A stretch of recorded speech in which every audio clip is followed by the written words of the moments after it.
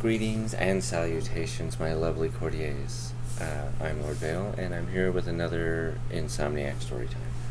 But first, I want to address a comment that was made on my last Insomniac story time. Apparently somebody didn't like it, and rather originally, and by originally meaning I've heard this same comment for the past 20 years. What in the Krispy Kreme hell is that? Is he referring to me? As in he's never seen a human being before?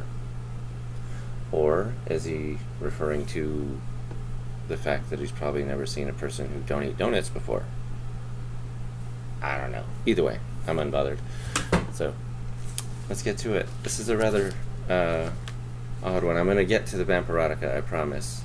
But tonight I want to read you something that I just came across while, doing my household projects and stuff.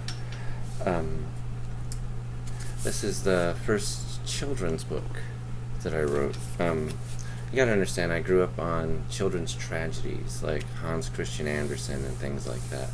Like, Aesop's fables, they weren't always happy tales. They were engaging, certainly, but they didn't always have a happy ending, but they always taught you something.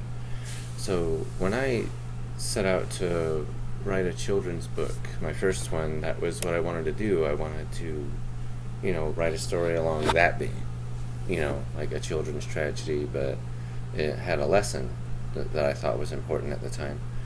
So I took a bash at it, and I illustrated it. I went and got it copyrighted, and I sent it out to a few people, and they said it was too dark, and that you need to clean up the ending and blah blah blah. So I did, but this is not that version. This is the original version that I want to read to you tonight, because it has my original illustrations that are actually just glue sticked on there. So, and this is actually glue sticked together as I typed it, and this is literally the prototype. Like, you can see the drawing is glue sticked on there, So this is like the original one, and I want to share that with you tonight. So if you're averse to, children's tragedies, I wouldn't tune in tonight, but I want to share my very first crack at a children's book with you. I should let you know that I've written children's books and songs for all of my daughters. This one was for my first daughter, Angelique, and I wanted to give her a really good story that taught her a lesson, not just her, but for other kids too. I never published it, even though I got it copyrighted, but I eventually will. But here's the first version of a book about cats, or a cat, called Poor Miss Amelia. It's just not fair. That's what I said to my mommy after she figured out what happened with our cat. Mommy tried to make me feel better by saying, these things happen all the time with animals. But I'll still never forgive myself being so irresponsible. She told me a bunch of times, don't play with Miss Amelia in the backyard. But I never listened. I wish I had, because now she's gone, and it's all my fault. And I'll miss her terribly. I'll start from the beginning, okay? I'll tell you everything that happened on the condition that you remember it. Because if you remember my story, then maybe you'll remember not to make the same mistakes that I did. Then you won't have to hurt like I do. Do we have a deal then? I hope so. I'll start by introducing myself. My name is Sarah. My mom and dad call me Little Sarah on account of the fact that my mommy's name is also Sarah. My dad's name is Gilbert Salen Jr. My mommy calls him Gil. The last member of our happy little family was named Miss Amelia Devereaux, a beautiful gray tabby cat that I got as a present for my 9th birthday. Since I'm 12 years old as of yesterday, that means that Miss Amelia has been my best friend for 3 years to the day. Miss Amelia used to have claws, but about a year after I got her, her and I were playing rough as usual, and she accidentally scratched me really hard. So hard I was rushed by my parents to the hospital. While I was getting cleaned and stitched, my daddy told me that if I trimmed her claws, she wouldn't be able to scratch me as hard. As the doctor tied another stitch, I said, "Ow! Can't we just have her claws removed?" My mommy shook her head, wiped my tears, and gently said, "If you get her declawed, she won't be able to play with you outside anymore, honey."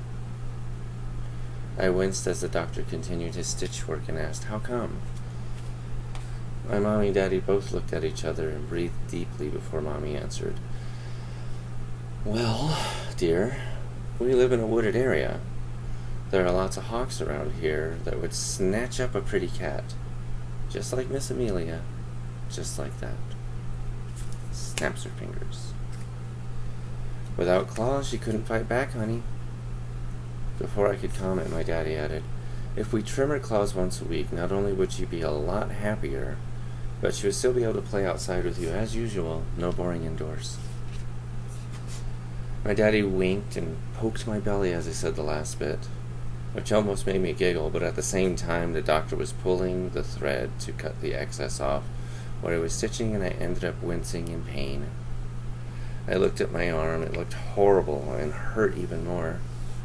I looked at my parents and said, "Okay, I can just play with her inside." So here's the photo of Miss Amelia clawing little Sarah. Dramatic. So, on to the next bit. As you can see, little Sarah made a hard decision, and there's the result of the hard decision.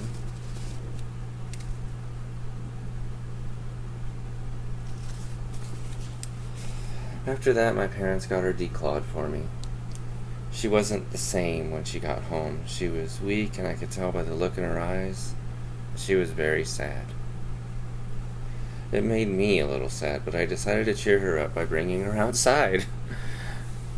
I was trying to make the best of things, and I'd completely forgotten that my parents told me that she couldn't play with me out there anymore. After she healed from her surgery, I carried her to the backyard. I figured some fresh air might cheer her up. It did.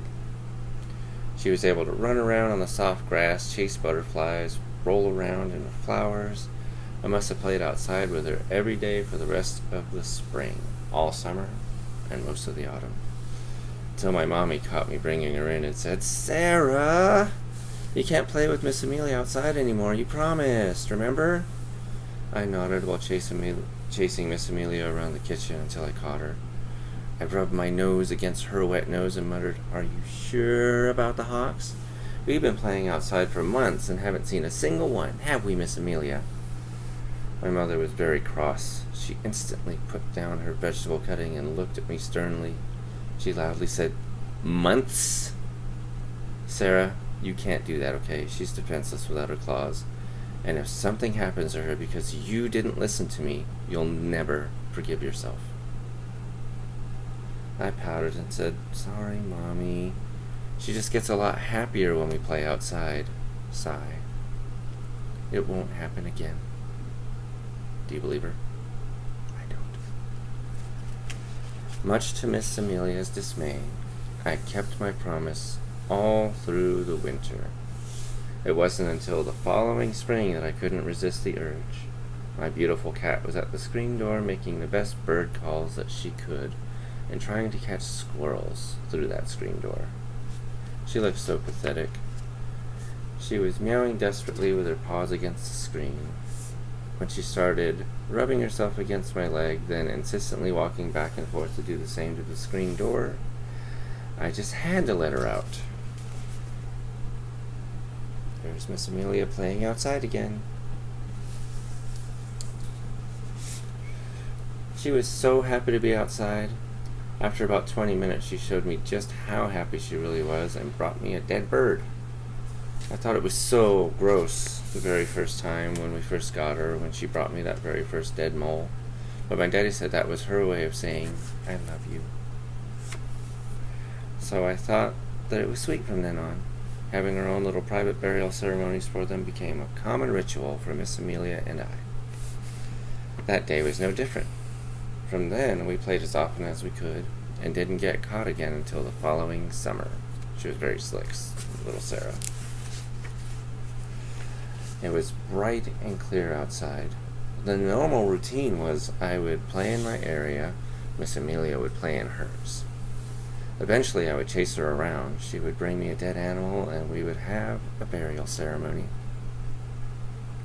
On this particular day I wanted to have more interaction with her, so I tied a fake mouse to a string on the stick and made her chase it around until she was tired.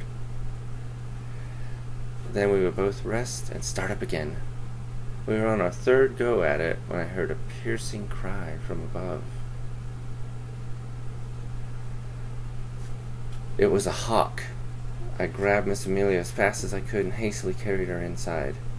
My mommy was standing at the open refrigerator and saw me hurriedly rushing through the back door, holding our big tabby cat, and said, "You saw a hawk, didn't you? Now will you listen to me?" I was out of breath, so I nodded vehemently to indicate that I would. After I set Miss Amelia down, I caught my breath. My mommy gave me a glass of water and said, "Listen, little Sarah. I know it's fun to play with her outside, but you have to remember that it was you who decided that it was best to get her declawed, right?" I nodded while drinking my water, and my mommy continued. "I'm not saying that she couldn't get taken if she had her claws. She could. But without them, she doesn't even have a fighting chance, sweetie. You have to take responsibility for your choices, okay? You chose to get her declawed. Now you must accept that fact, that because of your choice, she can no longer play outside with you, honey." There's a picture of the hawk looming over Miss Amelia as she plays with the mouse on the string. It's a really terrible hawk, right? I nodded and bent down and started to gently pet my beautiful cat and solemnly answered, "I never want her to get hurt." My mommy stood up, nodded, and said, "All right then." She fixed me a sandwich, which I shared with my hungry cat. Miss Amelia was especially fond of Italian meats and any kind of cheese. I know that you're not supposed to feed a cat people food, but Miss Amelia Devereaux was a master at the art of begging. She bribed me with affection, and I always gave in. I listened to my mother for a long time, no matter how much Amelia whined, rubbed against me, or pawed at the door. I didn't let her out for the rest of the year. It broke my heart to have to make her so unhappy. I felt so guilty about having been the cause of her ban from the outdoors that I closed the door every time I played outside so she couldn't see me. To make up for it, I decided to come up with a bunch of indoor activities to do with her. I did some extra chores for my daddy so that I could earn money on top of what I would normally have gotten for my daily cleaning. When I had enough money, Daddy took me to the pet store and I bought Miss Amelia a clear green mouse-shaped laser pointer. Miss Amelia loved the laser pointer, and I ran her ragged with it. There were times when she was panting, drooling, and could barely stand, but she still always went after the laser. I had to come up with something less active for us to do together. So here's Miss Amelia with the laser pointer. I don't know if you can see that. It's a terrible picture anyway, you're not missing anything. I decided to hold tea parties in her honor. I helped my daddy clean out the attic, and with my newly earned money, I bought her 2 different dresses to wear to them. I don't really think that she was very fond of them, but she let me put one on her anyway. I had tea and cookies on nice white fake china, and she drank fresh cream out of the pink plastic teacup that I bought for her. These nice tea parties followed laser chases through the winter, spring, summer, and most of the following autumn. We also played a game I called Who Can Catch It First. That was a very fun game, but it couldn't be planned. Whenever a moth or a spider, a mosquito, or one time a mouse got into the house, we would chase it around and see who could catch it first. The games mostly consisted of me leading whatever pest toward Miss Amelia to catch, so she always won. She was the best cat ever. When we weren't playing, we weren't very far apart. She always helped me with the dishes by sitting on the counter above the sink and batting water at me. She always slept on my pillow or on my face. Sometimes I could sleep with her like a teddy bear. She always watched movies with me, and she never let me go to the bathroom by myself. Cats, right? She was my best friend, and I loved her very much. We all did. My daddy even built her a nice big scratching post. Even though she didn't have nails, she still used it. She even had her own seat at the dinner table, on which my daddy would serve her bits of baked chicken that he made especially for her. He did that for her once a week and gave her bits of it with the meal so that she wouldn't jump on the table and try to eat off our plates. She was definitely the boss of the house, and we were all her servants. So here's tea time. Can you see that? There you go. And here's Who Can Catch It First.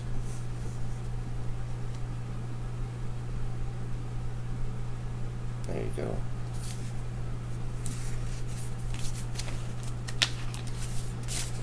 When my birthday came around the following October, I thought that if I only took her out for a few minutes to play in the autumn leaves, and I never took my eyes off her, she would be safe. I had played with all my other friends already at the birthday party, but after they were gone, I realized that the only one I really wanted to play with was Miss Amelia. So I took her outside. We played in the fallen leaves just like we used to, and we had a wonderful time. I brought the laser pointer out, and she chased it through every single leaf pile there was. After chasing her around for about 2 hours, I was thirsty. Miss Amelia was exhausted. As I ran inside to get us some drinks, she was panting and laying on her belly, with her front and back paws fully stretched out.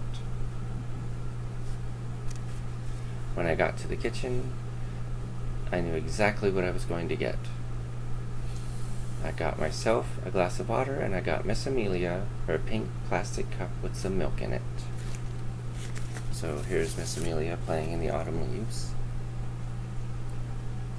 This drawing's actually not too bad, I like it. FYI, I actually designed Miss Amelia after our first cat. Her name was Missy, and she looked just like Miss Amelia. Anyway, my mom called me from her office saying, "Is that you, Sarah? Are you in the kitchen?" I called back saying, "Yes. Getting a drink." She replied, "Okay, could you remind Gil about the car? It's almost 6 o'clock. I said, "Okay." I figured I'd better get Miss Amelia back indoors before I gave my dad the message. I got outside just in time to see a great hawk pecking at my poor cat. I screamed, "No!" dropped my cups, and ran toward the giant bird to try and save her.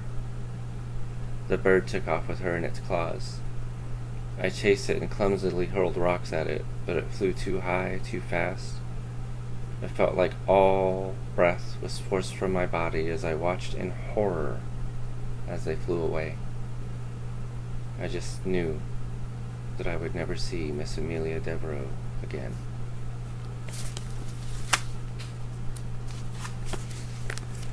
I frantically ran inside, grabbed my daddy, and screamed, "A bird got her! Miss Amelia's gone!"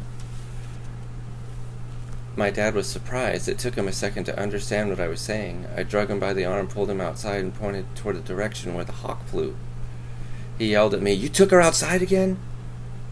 I can't remember a time when he was more upset with me. He quickly grabbed my arm and was about to give me a serious spanking. But I think he took pity on me because I was already crying uncontrollably.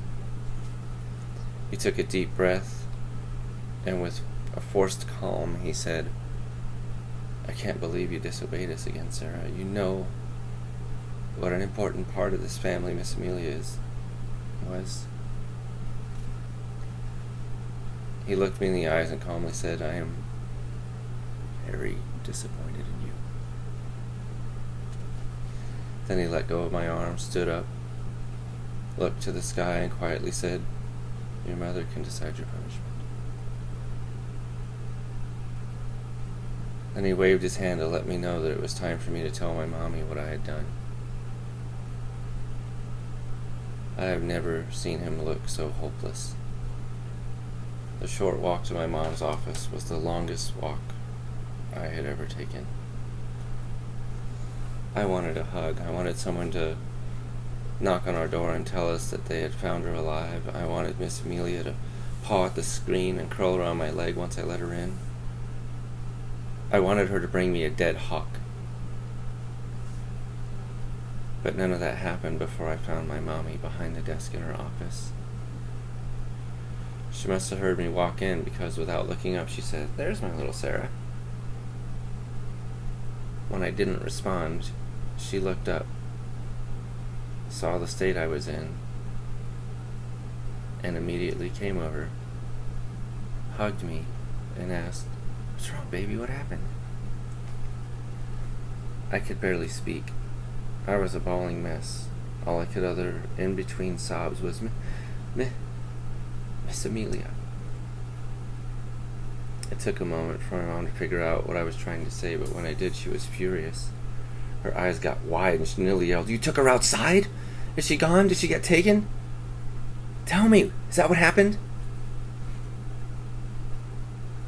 All I could do was nod my head and say the words, "It's just not fair." I cried even harder. I slumped on the floor and bawled freely. I was in so much pain that I couldn't talk. I could hardly breathe.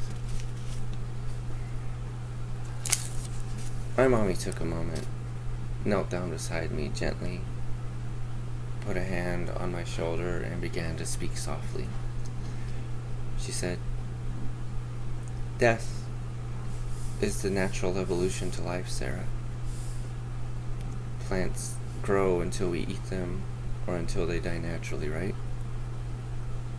I nodded without looking up, and she continued, "It's the same with animals.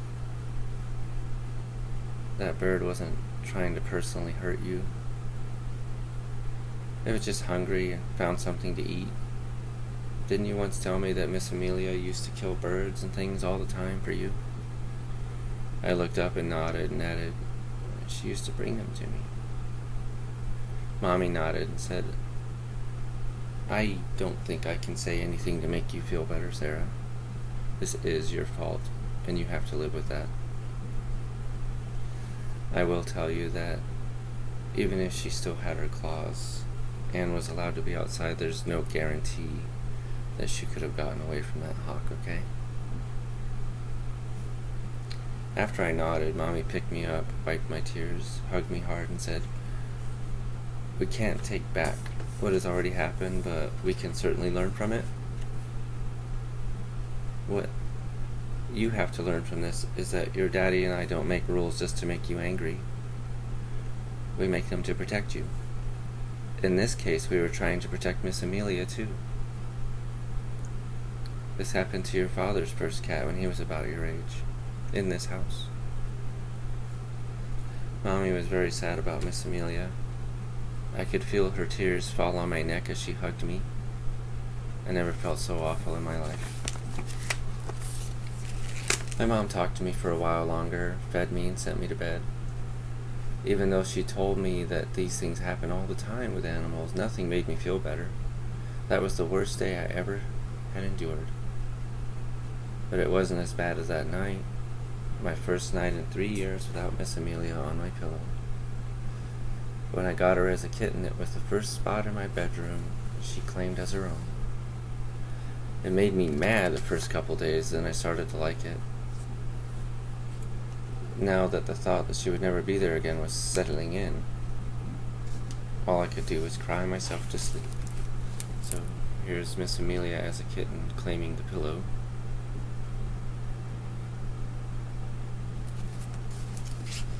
I could barely speak this morning at breakfast. After we ate, my dad said we should have a service for her.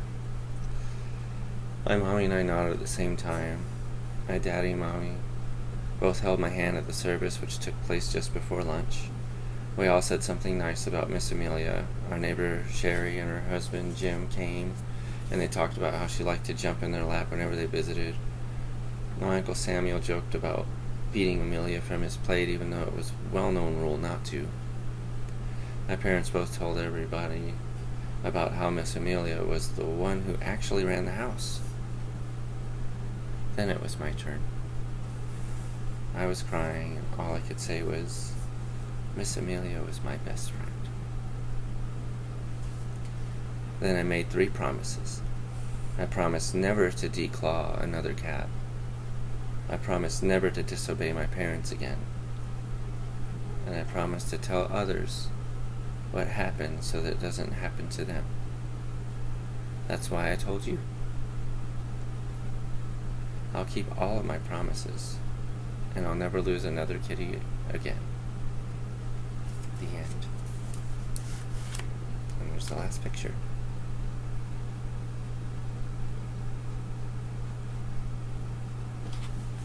I told you it was sad, right?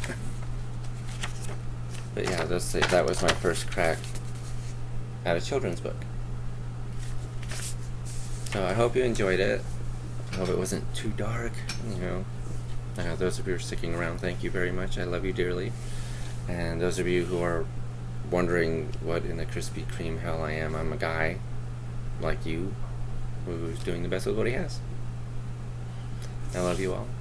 Have a wonderful, wonderful, wonderful evening.